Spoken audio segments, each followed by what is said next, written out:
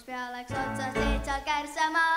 Kärsa haisu peale tuli tuppade ainu, ehmatanud täiesti ja hirmul nägu peas.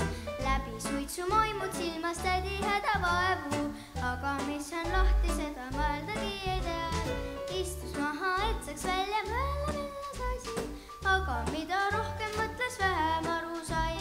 Mõttelda ta pingutas ja pingutas ja pingutas, kuni lõpuks peast lõi välja suitsu jugelai. Mõtelda mõnus on, ütelda mõnus on, siis kui sa midagi